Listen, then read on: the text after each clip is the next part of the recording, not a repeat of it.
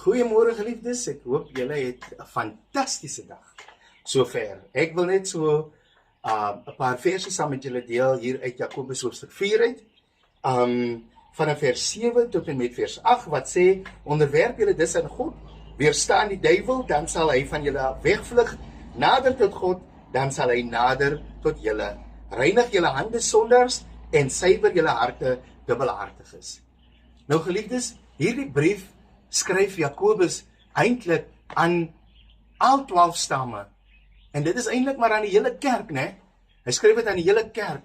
En die rede vir hierdie brief is om die praktiese wysheid en leiding mee te deel, sodat die kerk in hierdie sondige wêreld kan volhard, selfs onder die verdrukking waarin hulle verkeer. Ja, geliefdes, ons lees hier en as ons kyk na die opskrif, wat sê dit? Onmin binne die gemeenskap. Of binne die gemeenskap. So, hier in hierdie kerk van die Here is daar onmin wat gesaai is.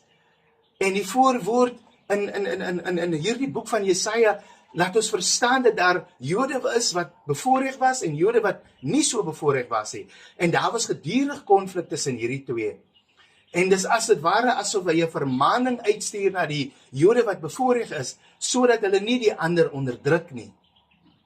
En daarom is dit wil hy as dit ware vir hulle sê dat hulle moet hierdie selfsugtigheid is eintlik die rede waarom hulle niks het nie. En waarom God hulle ook nie kan seën nie. Hulle bid, maar hulle ontvang nie. En dit is omdat hulle harte nie reg is nie. Hulle soek net na hulle eie gewin. Ja, geliefdes, eerder om vir God te werk, is hulle maar eintlik besig maar net om vir hulle self te werk.